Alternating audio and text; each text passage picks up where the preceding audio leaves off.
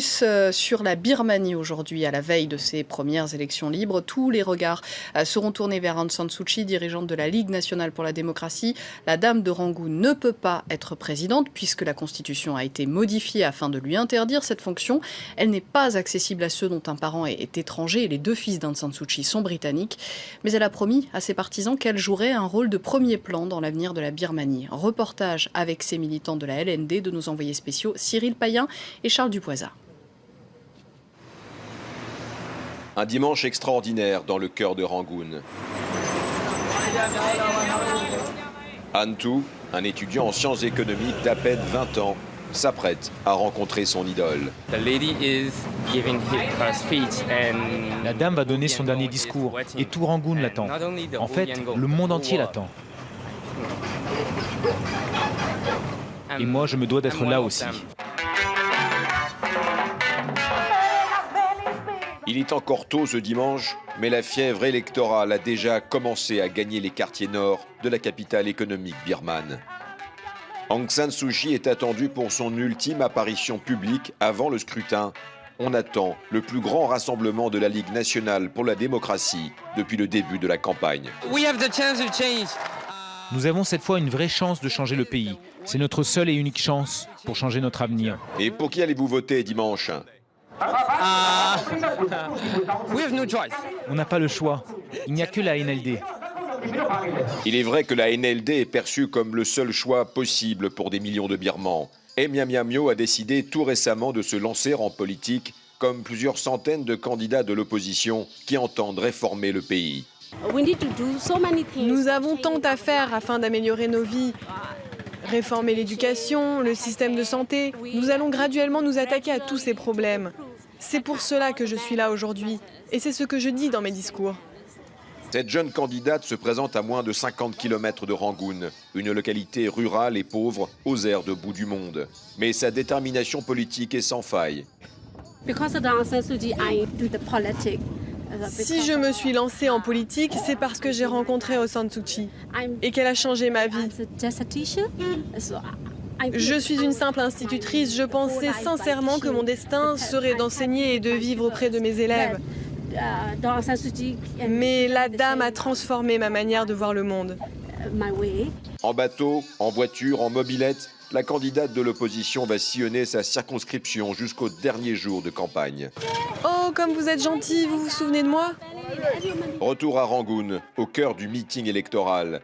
2 générations, 2 destins de militants pro-démocratiques sont présents pour défendre une cause commune. Cela fait 30 ans que je suis les enseignements de la dame. Elle nous a appris à nous libérer de la peur. Aujourd'hui, nous irons jusqu'au bout. Il ne doit pas y avoir de retour en arrière. Vous savez, sans leur sacrifice, nous ne serions pas tous là aujourd'hui. C'est certain. Ils sont venus par milliers aujourd'hui pour cette dernière grande réunion électorale de la Ligue nationale pour la démocratie à quelques jours de ce scrutin inédit, ce scrutin historique qui, comme beaucoup l'espèrent ici, va pouvoir changer le destin politique de la Birmanie. Puis la voilà enfin, l'icône de tout un peuple, Aung San Suu Kyi, prix Nobel de la paix, enfermée pendant 17 ans par la dictature militaire. Écoutez-moi, j'ai sillonné tout le pays pour cette campagne électorale. Partout, j'ai porté le même message. Ces élections sont cruciales pour notre avenir et celui de la Birmanie. Sans la participation et l'engagement de vous tous qui êtes là, de tous les citoyens birmans, le pays va rester une dictature. Oui, car les Birmans ne vivent pas dans le meilleur des mondes. Ces élections sont le préambule à une grande période d'incertitude. Après 50 ans au pouvoir, l'armée tient encore les rênes et la transition pourrait n'être qu'un leurre. Nous allons voter pour notre candidate car elle adhère à la politique d'Aung San Suu Kyi. Elle comprend notre situation, elle a vu l'état de nos routes et notre niveau de pauvreté. Et puis on ne se fait pas beaucoup d'illusions sur l'avenir. On espère juste qu'elle saura nous mener vers des jours meilleurs. Et puis comment voulez-vous pardonner aux militaires? Ils nous font encore peur. Nous nous en remettons au Bouddha. Il y a 25 ans déjà, la NLD, menée par Aung San Suu Kyi, avait remporté les élections générales à plus de 92% des suffrages. Une victoire toujours refusée par la dictature militaire. Et pour aller plus loin sur ce sujet, nous sommes avec David Camroux, professeur à Sciences Po et spécialiste de l'Asie du Sud-Est. Merci d'être avec nous. Aung San Suu Kyi a dit qu'elle serait au-dessus du président en cas d'élection. On sait que la fonction lui est interdite. Qu'est-ce que ça veut dire? Elle va utiliser un homme de paille pour la remplacer? Je crois que ce ne sera pas un homme de paille, mais nous rentrons dans une période au moins de 6 mois d'incertitude, de marchandage. Ce qui est clair, c'est qu'on va vers un gouvernement de coalition. Moi, je ne pense pas que la Ligue nationale de démocratie, en fait, va gagner une victoire écrasante, parce que bien qu'il y ait un soutien de ce parti dans le cœur Burma, la majorité ethnique du pays, ce n'est pas le cas dans les zones périphériques où on a des insurgents, où il y a des partis ethniques. Donc, c'est des partis ethniques qui vont jouer aussi un rôle important avec le parti au pouvoir, l'USDP, le parti dont 150 candidats sont les anciens militaires. Donc on va avoir une coalition, tout est à savoir quel est le dosage dans cette coalition et quel est le rôle d'Aung San Suu Kyi. Parmi les différentes possibilités, c'est qu'Aung San Suu Kyi devient président de l'Assemblée basse du Parlement. Il devient ça, c'est pas au-dessus du président. Non, pas du tout, non. Mais il va présenter, l'NLD va présenter un candidat pour la présidence. On ne sait pas qui sera ce candidat. Le président du parti a 89 ans, il ne souhaite pas être candidat. Donc il y a un vrai problème de la succession d'Aung San Suu Kyi dans son parti.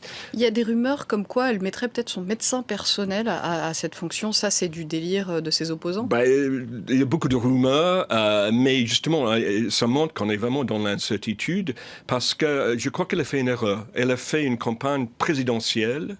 Ses candidats sont peu connus dans les circonscriptions, tandis que le parti au pouvoir a fait les choses pendant 2 ans dans ces circonscriptions. Et ils ont des candidats qui sont plus connus. Et sur les zones, en fait, des groupes ethniques, les minorités ethniques, il y a un soutien pour les partis ethniques. Parce qu'on considère que ces partis-là vont défendre mieux les intérêts des minorités que l'NLD. Donc on est quand même dans une situation un peu complexe. Si elle devient président du Parlement, elle va peut-être soutenir l'ancien président de l'Assemblée basse, qui est l'ancien général, qui est Tan Shayman, et avec une coalition qui va appliquer son programme, qui est différent en fait du programme du parti au pouvoir. Donc elle va jouer un rôle derrière, un peu comme Sonia Gandhi en Inde. C'est-à-dire qu'elle a cette image de mère, on l'appelle la mère du pays, dans le concept bouddhiste du pouvoir, et ce concept de Minlung, c'est-à-dire la reine ou le roi vertueux qui va rétablir la paix et l'ordre bouddhique. Donc elle va jouer un rôle peut-être comme référence morale, mais derrière les scènes, pas dans une poste officielle. C'est un peu une icône à l'international, Aung San Suu Kyi, et du coup on ne parle pas des gens qui sont face à elle, et vous le dites, peut-être que la LND ne va pas remporter un tel raz-de-marée des votes. En face, la stratégie des anciens militaires, quelle est-elle pour convaincre les électeurs? Les militaires souhaitent garder la mainmise, en fait, la mise en place de cette transition. C'est la même chose depuis 50 ans. Ils sont prêts, ils sont maintenant de donner le pouvoir en partie aux civils, mais ils vont protéger leurs propres intérêts. La Constitution est fait que 25% des sièges sont réservés aux militaires. Les militaires contrôlent 3 ministères clés et il y a une possibilité pour l'armée d'intervenir au cas d'urgence nationale. Donc, est-ce que ça veut dire qu'ils peuvent intervenir s'ils perdent ces élections pour interrompre le processus démocratique? C'est-à-dire qu'ils peuvent faire un coup d'État légal, entre guillemets. Je ne pense pas que ça soit dans leur intérêt. Leur intérêt, c'est d'avoir des élections qui sont crédibles jusqu'à un certain point, libres et crédibles. La question est de savoir où on va mettre la barre. Vous avez maintenant 15 000 observateurs étrangers en Birmanie pour observer ces élections, pour 32 000 bureaux de vote. C'est énorme. Donc le régime est au courant, en fait. Ils savent très bien que leur crédibilité est en jeu, que s'ils souhaitent préserver un peu le pouvoir, il faut qu'ils jouent le jeu démocratique, mais jusqu'à un certain point. Et c'est ça la question, jusqu'à quel point ils vont jouer le jeu démocratique. On a entendu cet étudiant qui disait on n'a pas le choix, c'est la LND, sinon c'est les militaires et c'est la dictature. C'est vraiment ça le choix qui est proposé aux Birmans aujourd'hui? Le jeu électoral n'est pas plus ouvert que ça? C'est ça le jeu, comme je disais, dans le cœur Bama de l'ethnie majoritaire du pays, mais c'est pas le même enjeu dans les zones périphériques où il y a des insurgents, il y a une guerre civile qui dure maintenant depuis 50 ans, et là on va voir quel est le niveau de soutien des partis ethniques.